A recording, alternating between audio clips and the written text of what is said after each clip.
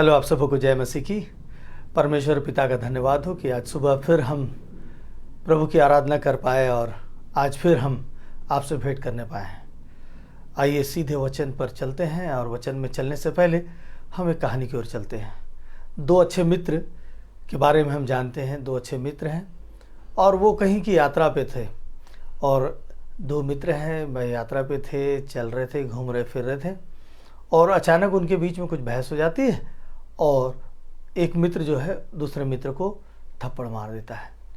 और जैसे ही थप्पड़ मारता है, इसको बड़ा दुख लगता है कि मेरा दोस्त मुझको इन सब के बीच में थप्पड़ क्यों मार दिया। उसको थोड़ा ख़राब लगता है, ऐसा ईगो फीलिंग होती है उसको।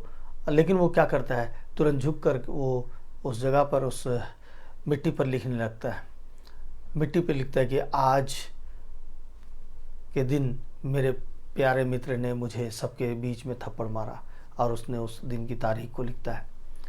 और लिखने के बाद जब उसका दोस्त है उसको देखता है कि ये कुछ कुछ लिख रहा है ज़मीन पर, फिर भी कुछ नहीं बोलता है और फिर वे आगे चले जाते हैं। और फिर एक दिन ऐसा होता है कि दोनों दोस्त फिर कहीं घूमने को जाते हैं और वहाँ फिर वे लोग समुद्र के तट पर पहुँच जाते हैं और फिर समुद्र के तट पर पहुँचकर वहाँ उसका आनंद लेने लगते हैं।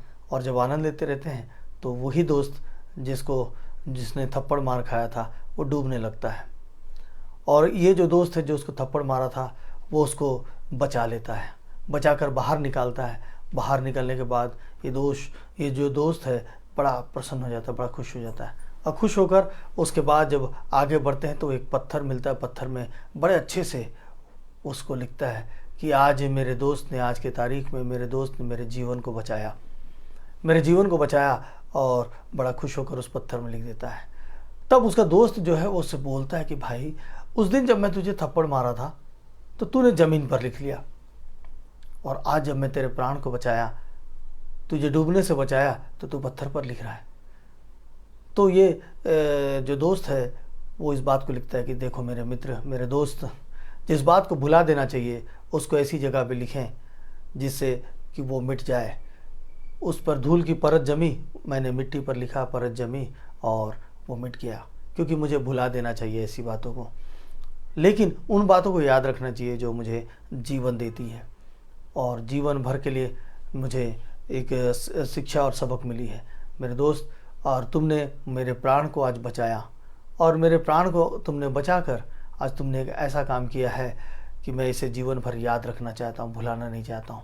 इसलिए मैंने पत्थर पर लिख दिया। तो पत्थर पर लिखी हुई चीज़ मिटती नहीं और ज़मीन पर लिखी हुई चीज़ मिट जाती है। ये दोनों चीज़ को अगर हम देखना चाहेंगे, दोनों चीज़ को हम अगर देखना चाहेंगे तो हमको एक ख़ास बात नज़र आएगी। दोनों चीज़ को हम देखना चाहेंगे तो एक ख़ास बात नज़र आएगी। हम ये पवित्र शास्त्र को देखते हैं। पवित्र शास्त्र में दो दिशाएँ हैं। एक पहली दिशा है जो पुराना नियम है और दूसरी दिशा है जो नया नियम है। पुराने नियम में परमेश्वर लोगों से अपने चुने हुए जनों से बात करता था और व्यवस्था को लोगों के लिए लाए थे। और नए नियम में खुद स्वयं परमेश्वर मनुष्य के रूप में इस दुनिया में आए, पत्थर और ज़मीन में लिखने की बातों को। तो सबसे पहले हम पत्थर में लिखने की बातों को कहते हैं। मूसा को परमेश्वर ने चुना, जब इसराइलियों को परमेश्वर ने बचाया, उसके बाद उनके लिए एक व्यवस्था, और वो व्यवस्था आज तक हम सबों के लिए एक व्यवस्था ठहरी। वो खास व्यवस्था थी जिसको हम 10 आज्ञा के रूप में कहते हैं। उस 10 आज्ञा को परमेश्वर ने पत्थर पर लिखा ताकि वो सदा तक अटल रहे। वो 10 आज्ञा, और 10 आज्ञा क्या है वो पाया जाता है पुराने नियम के निर्गमन 20 में। और उसको हम जब पढ़ते हैं 20 के 3 में लिखा है, तू मुझे छोड़ दूसरों को ईश्वर करके ना मानना, पहली। दूसरी बात लिखा है, तू अपने लिए कोई मूर्ति खोद कर ना बनाना, न किसी की प्रतिमा बनाना जो आकाश में या पृथ्वी पर या पृथ्वी के जल में है, और तू उनको दंडवत न करना, न उनकी उपासना करना, क्योंकि मैं तेरा परमेश्वर यहोवा जलन रखने वाला परमेश्वर हूँ।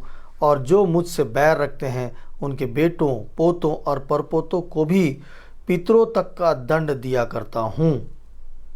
और इसके आगे की आज्ञा है कि तू अपने परमेश्वर का नाम व्यर्थ न लेना। तीसरी बात है, तो अपने परमेश्वर का नाम व्यर्थ न लेना, क्योंकि जो यहोवा का नाम व्यर्थ ले वह उसको निर्दोष ठहराता है।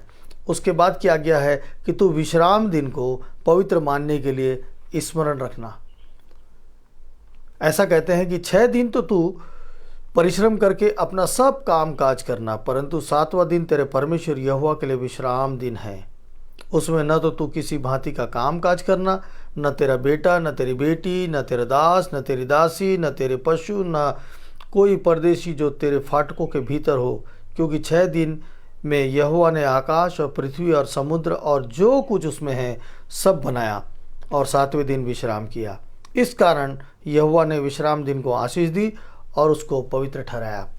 उसके बाद की आज्ञा है, तू अपने पिता और अपनी माता का आदर करना, जिससे जो देश परमेश्वर यहोवा तुझे देता है उसमें तू बहुत दिन तक रहने पाएगा।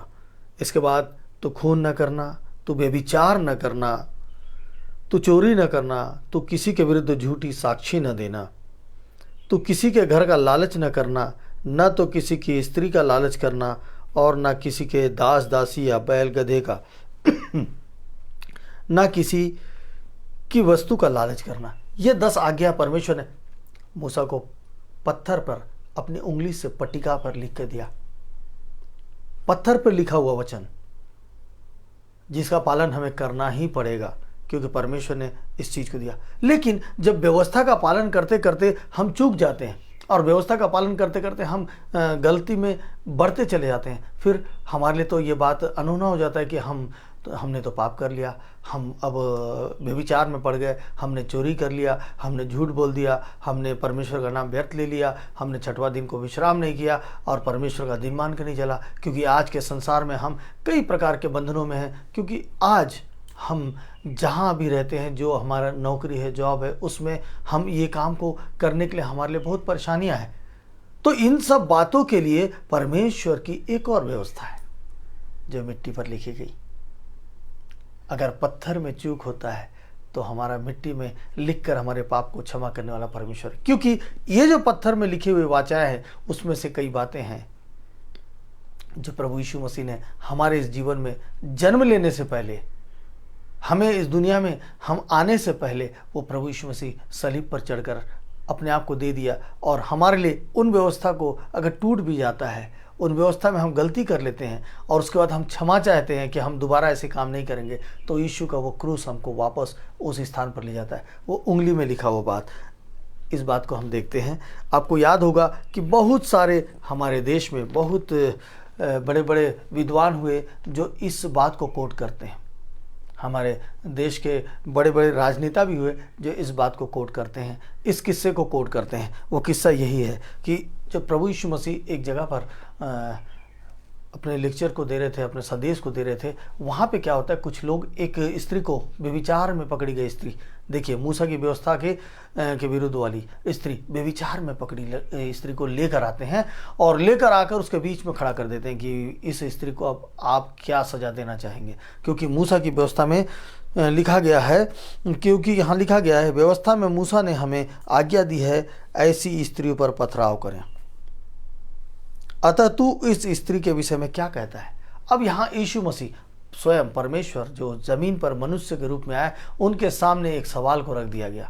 ये सवाल आपके लिए, मेरे लिए भी सवाल है, क्योंकि बाइबल में अगर कोई चीज़ का स्थान दिया गया है, उसके पीछे हमेशा के लिए, युगानुयुग के लिए कुछ बात रहती है। परमेश्वर इस बात को अगर इस स्थान ने दिया है तो इसके पीछे बहुत सारी बातें हैं। अब वहाँ पे परमेश्वर क्या करते हैं, तुरंत नीचे ज़मीन पर बैठते हैं और लिखने लगते हैं, ज़मीन पर अपनी उंगली से लिखने लगते हैं। वो स्त्री बीच में खड़ी है, भीड़ चारों तरफ से घिरी हुई है, सबके हाथ में पत्थर है और पत्थर से उस स्त्री को मार डालना चाहते हैं, क्योंकि वो जो मूसा की व्यवस्था है, उस मूसा की व्यवस्था के अनुसार, और साथ साथ में ये उस प्रभु यीशु मसीह की परीक्षा ले रहे हैं।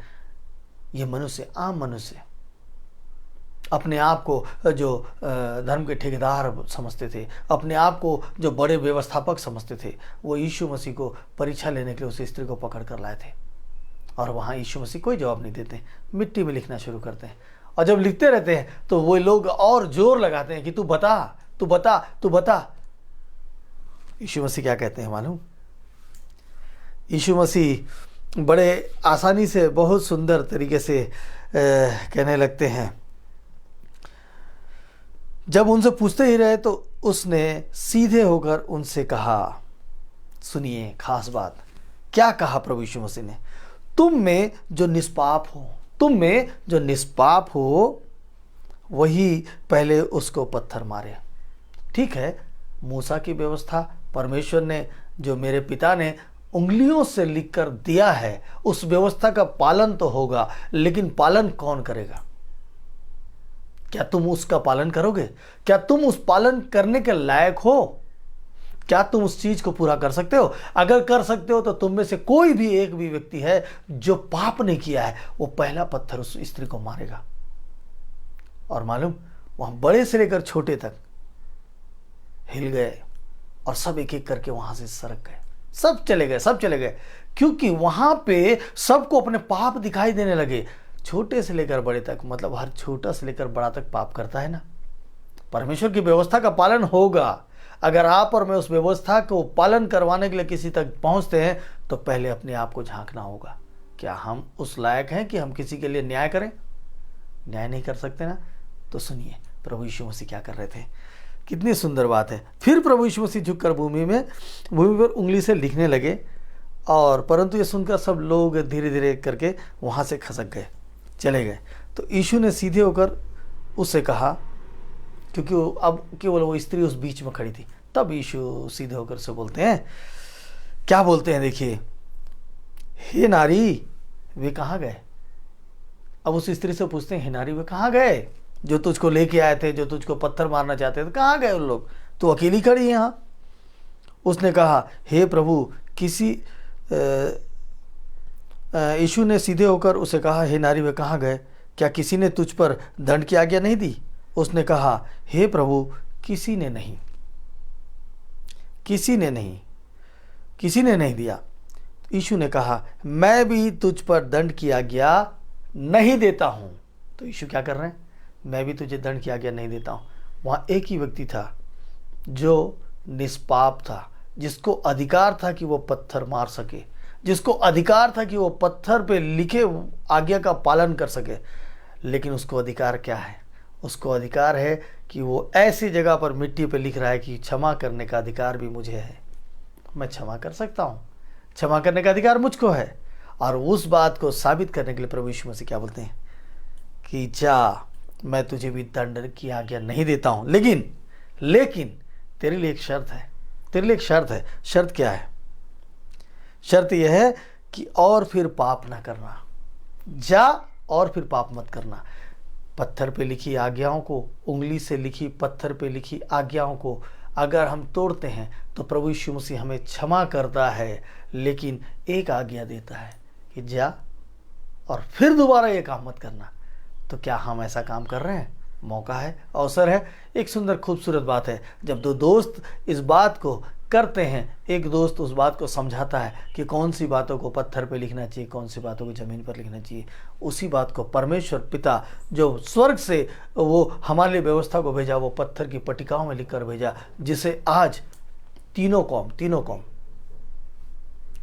क्रिश्चियन, यहूदी और मुस्लिम, तीनों कौम इस बात को बिल्कुल से पालन करने के लिए आगे बढ़ते हैं, क्योंकि ये बेस है, व्यवस्था का बेस है, और इस बेस के साथ हमको चलना पड़ता है। लेकिन साथ में यीशु मसीह जब आए और यीशु मसीह ने सारी बातों को थोड़ा सरल कर दिया। क्यों कर दिया?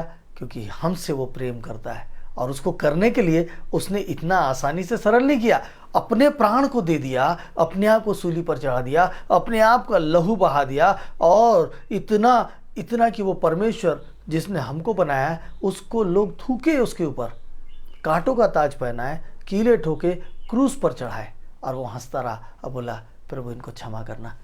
ये बात है, शिक्षा की बात है कि हमारे ऊपर अगर कोई बात आती है, हमारे ऊपर कोई समस्या आती है, हमारे ऊपर ऐसी ताड़नाएं आती है, हमारे ऊपर ऐसी कोई विपत्ति आती है, क्या हाँ आप और हम उनको क्षमा कर सकते हैं?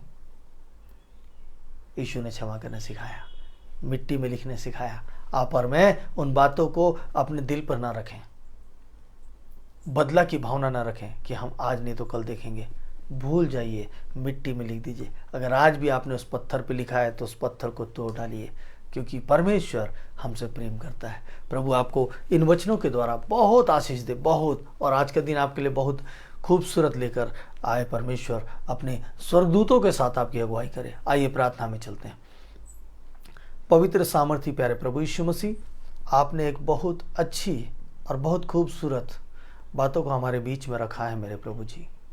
उद्धारकर्ता पिता परमेश्वर, दया करने वाले प्रभु जी, आदर और महिमा के योग्य पिता परमेश्वर, स्तुति और प्रशंसा के योग्य प्रभु सामर्थी पिता परमेश्वर, आज आपने हमें ऐसी बातों को बताया जिससे हम अपने जीवन को सरल बना सकते हैं। प्रभु, हमने अपने जीवन में कई बातों को पत्थर की तरह लिख कर रख लिया है। आज पिता परमेश्वर हम उन बातों को मिटा डालते हैं। हम आज से नया जीवन शुरू करते हैं प्रभु, क्योंकि जीवन में ऐसे बहुत सारे लोग हैं जिनके जीवन को बदलने की जरूरत है। प्रभु, आपने उस स्त्री को क्षमा कर दिया और मौका दिया। वैसे ही पिता परमेश्वर, आज मैं ऐसे 2 बच्चों के लिए प्रार्थना कर रहा हूँ जिनके लिए लगातार कर रहा था। प्रभु जी, दोनों बच्चे पिता परमेश्वर प्रभु परेशान हैं पिता, छोटे छोटे बच्चे हैं पिता, उनके जीवन की पिता परमेश्वर जीवन की सारी चीज़ें समाप्त हो रही पिता। प्रभु जी, वो बेटा पिता परमेश्वर, जो उस बहन का बेटा जिसे 15 दिन में ब्लड लगता है पिता, वो बेटे के पेट में सूजन आ गया है पिता, उसका पेट सूज गया है पिता। मेरे प्रभु जी, क्या आपकी दया उस पर उतर जाएगी? अगर उतरती है पिता, तो आज मैं प्रार्थना कर रहा हूँ पिता, उस बेटे को भी चंगाई दीजिए। और पिता, ये साथ में तेजस, जो आज वो अपने रिपोर्ट्स को प्यारे पिता परमेश्वर चेक कराने के लिए गया है, उसके प्लेटलेट्स कम है पिता, प्रभु उसमें उस चीज़ों को बढ़ा दो। और ये दोनों बच्चों को पिता परमेश्वर एक जीवन दान दो पिता, उनकी आयु को बढ़ा दो, उनके शरीर के अंगों को नया बना दो मेरे प्रभु जी। और उनके माता पिता को एक मौका दो कि वे लोग आपकी सच्चाई को जान सके पिता परमेश्वर, आपको पहचान सके। और प्रभु, आज ऐसे कई लोग हैं जो आज प्रार्थना में शामिल हैं। और पिता परमेश्वर, जिस प्रकार से पिता आपने कई लोगों को चंगाई दिया है, हमारी प्रार्थनाओं को आपने सुना और निरुत्तर नहीं किया पिता, वैसे पिता आज की प्रार्थना भी यही है पिता। और जितने लोग चाहते हैं कि उनके जीवन में बदलाव आए, जितने लोग चाहते हैं उनके जीवन में शांति आए, जितने लोग चाहते हैं कि वो मुसीबत से बाहर आए, जितने लोग चाहते हैं पिता कि उनके रोग बीमारी दूर हों, आज पिता परमेश्वर उनकी सहायता करना।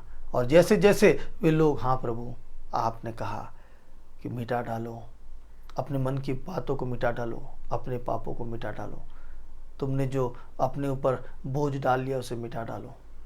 प्रभु, आप ऐसा इसलिए कह रहे हैं कि आज जो व्यक्ति अपने पापों को मान लेगा प्रभु, आज वो छुटकारा पाएगा, क्योंकि आज आप ऐसा बड़ा काम करने जा रहे हैं। इसलिए मैं आपको धन्यवाद देता हूँ। आपने प्रार्थना को सुना, आपको लाखों पर धन्यवाद। आपके पवित्र मीठे नाम से मांगता हूँ, आमीन आमीन आमीन। तो एक ऐसा खूबसूरत दिन और एक ऐसा मौका कि आज आप और मैं उस पत्थर को तोड़े जिसमें हमने ऐसी बातों को लिखा जिसे हम जीवन भर भूल नहीं सकते। आज भुला दीजिए, मौका है, अवसर है। और हमें इजाज़त दीजिए, कल फिर हम एक नए वचन के साथ, एक नए कहानी और एक नए उदाहरण के साथ आपके पास आ सकें। प्रभु ऐसी हमारी सहायता करते रहे। आप सबको जय मसीह की।